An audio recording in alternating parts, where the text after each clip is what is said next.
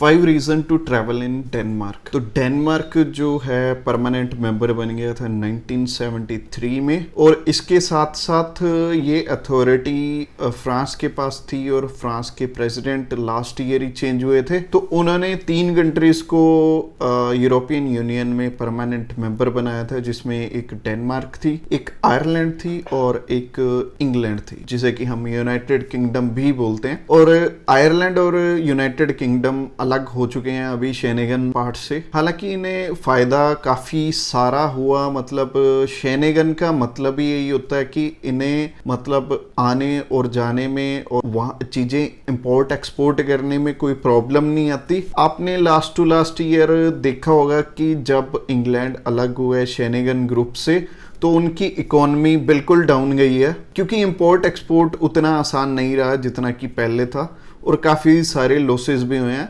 हालांकि आयरलैंड और इंग्लैंड दोनों इस टाइम जो हैं शेनेगन के पार्ट नहीं है, बट स्वीडन अभी भी है, जो कि 1973 में परमानेंट मेंबर बने थे। और जहां तक बात की जाए पॉपुलेशन की, पॉपुलेशन बहुत कम है, 58 लाख जो लोग हैं वहां पे रहते हैं स्वीडन में। और ये नंबर की बात करें, ये नंबर बहुत छोटा लग रहा होगा आपको, क्योंकि जहां तक बात की जाए हरियाणा की, एक छोटी सी स्टेट हरियाणा में 2 करोड़ से भी ज्यादा लोग रहते हैं। वहीं अगर हम एरिया वाइज देखें तो स्वीडन का एरिया काफी ज्यादा बड़ा है।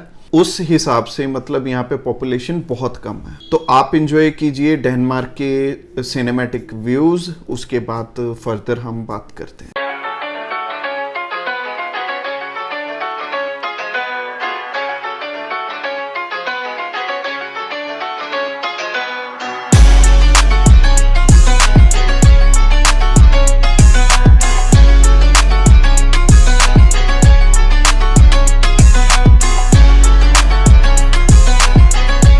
और आपने चेकआउट कर ही लिया होगा कि इंफ्रास्ट्रक्चर और मतलब जो यहाँ पे टूरिस्ट प्लेसेस के मामले में ये बहुत अच्छी कंट्री है। और आपने जरूर से चेकआउट किया होगा, आपने सारी की सारी वीडियो देखी होगी जो कि सिनेमैटिक व्यूज थे, वो यहाँ के टूरिस्ट डेस्टिनेशन के ही व्यूज थे। तो आपको एक चीज तो पता लग गई होगी, अगर आप 1.5 लाख रुपए खर्च के जा रहे हैं तो आपको बिल्कुल ही डिफरेंट एक्सपीरियंस मिलने वाला है। और जो सेकंड रीजन है स्वीडन का अप्लाई करने के लिए, वो है शेनेगन वीजा। और जैसे कि मैंने बताया कि शेनेगन जो यूरोपियन यूनियन के जो परमानेंट मेंबर हैं वो ही शेनेगन ग्रुप में मतलब पॉसिबल है उनका आना। और जहां तक बात की जाए शेनेगन कंट्रीज की, तो जैसे मैंने स्टार्टिंग में भी बताया कि शेनेगन इन्होंने ये सिस्टम बनाया था कि एक कंट्री से दूसरी कंट्री में आना जाना आसान रहे, और सारी की सारी कंट्रीज आपस में बाय रोड और बाय ट्रेन आप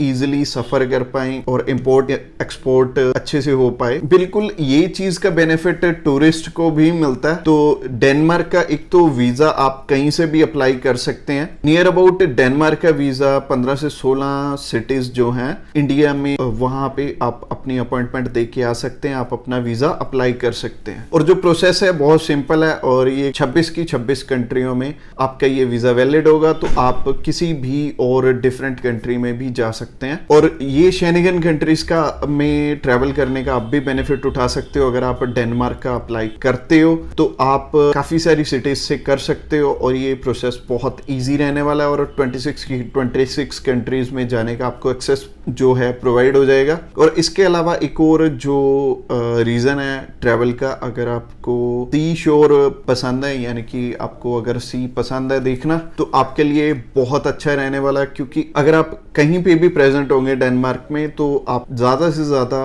52 किलोमीटर दूर होंगे। यानी कि अगर आप कहीं पे भी प्रेजेंट होंगे तो हो सकता है 52 से कम हो कोई जगह, बट मैक्सिमम जो है 52 है। मतलब आप 52 किलोमीटर क्रॉस करके सी के पास पहुंच सकते हैं हर एक जगह से। तो ये थोड़ी लंबी सी कंट्री है, और ये कुछ एक स्वीडन और नॉर्वे वाली साइड में पड़ती है। और यही हमारा नेक्स्ट रीजन बनता है ट्रैवल का, क्योंकि ये कंट्री नॉर्वे और स्वीडन के बिल्कुल पास है। और आप अगर डेनमार्क का अप्लाई करते हैं तो आप स्वीडन में भी जा सकते हैं, नॉर्वे में भी जा सकते हैं। नॉर्वे का बिल्कुल ही एक डिफरेंट एक्सपीरियंस मिलेगा आपको, क्योंकि वहाँ पे बहुत सारी चीज़ें हैं घूमने के लिए। इसके अलावा कुछ एक जगहें वहाँ पे ऐसी भी हैं जहाँ पे रात ही नहीं होती, मतलब अगर होती भी है तो आधे घंटे की 1 घंटे की रात होती है, उसके बाद फिर से दिन हो जाता है। तो ये सारी चीज़ें हैं, अगर आप इंजॉय करना चाहते हैं तो ये बिल्कुल सही मौका है, आप अप्लाई कर सकते हैं। आप हमारे थ्रू भी अप्लाई कर सकते हैं, नीचे दिए गए नंबर पे आपको डायरेक्टली कॉल करना पड़ेगा और हम आपकी ट्रैवल से रिलेटेड हर एक हसल को बिल्कुल हम आपके लिए वो टेंशन फ्री कर देंगे और आप इजीली अप्लाई कर पाएंगे हमारे पास। बस आपको कॉल करना है नीचे दिए गए नंबर पे। और जो 5th पॉइंट है वो है फूड बहुत तरह का आपको यहाँ पे वैरायटीज मिल जाएंगी। यहाँ पे इटालियन फूड और कॉन्टिनेंटल फूड्स के अलावा मतलब कुछ एक फूड्स इनके अपने भी हैं, जो कि स्वीडन की काफ़ी सारी वैरायटीज़ हैं जो कि आपको मिल जाएंगी। और काफ़ी सारे आपको अगर आप इंडियन फूड ही पसंद करते हैं खाना, तो काफ़ी सारे रेस्टोरेंट आपको इंडियन भी मिल जाएंगे। और मतलब आपको खाने पीने और रहने की कोई प्रॉब्लम नहीं है यहाँ पे इंफ्रास्ट्रक्चर जो है वो बहुत ज़्यादा डेवलप है। जैसे कि मैंने बताया कि आप नॉर्वे और स्वीडन में भी जा सकते हैं, इसके अलावा आप फ्रांस में भी जा सकते हैं। और अगर इधर से बात करें तो आप जर्मनी में भी बहुत आसानी से जा सकते हैं। तो काफ़ी सारी कंट्रीज़ एक साथ आप कवर अप कर सकते हैं और ये बिल्कुल ही डिफरेंट एक्सपीरियंस रहने वाला है। मैं तो ये कहता हूँ कि यूरोपियन जो शेनेगन कंट्रीज़ हैं आपको सारी की सारी देख के आनी चाहिए। और इसके अलावा यहाँ पे जो 2 चीज़ें हैं बहुत इंपॉर्टेंट होती हैं हर एक ह्यूमन बीइंग की लाइफ में, एक तो एजुकेशन और दूसरा हेल्थ केयर। और जो स्कूलिंग है बच्चों की बिल्कुल फ्री ऑफ कॉस्ट होती है।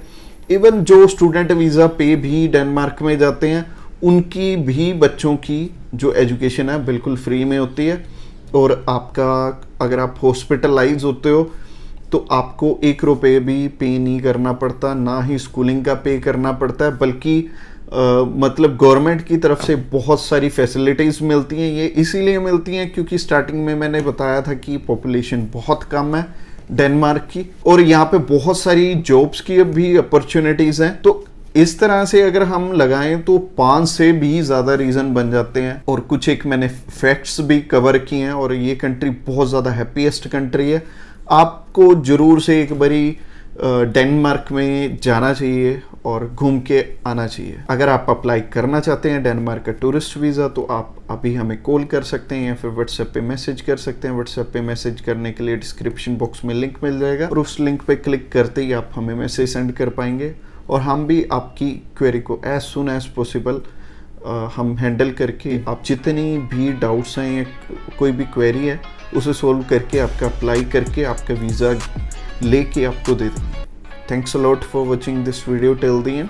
और अगर आपको रिक्वायरमेंट जाननी है डेनमार्क की तो साइड में वीडियोस आ रही होंगी, वो आप ज़रूर से चेकआउट कीजिए। और मेरी वीडियो के नीचे एक आइकन बना हुआ है उस पर क्लिक करते ही आप हमारे चैनल को सब्सक्राइब भी कर पाएंगे। और अगर आपको ये वीडियो की इन्फॉर्मेशन अच्छी लगी है तो इस वीडियो को लाइक कीजिए और जैसे मैंने बताया कि उस बटन पे क्लिक करते ही आप हमारे चैनल को भी सब्सक्राइब कर लेंगे। Thanks a lot.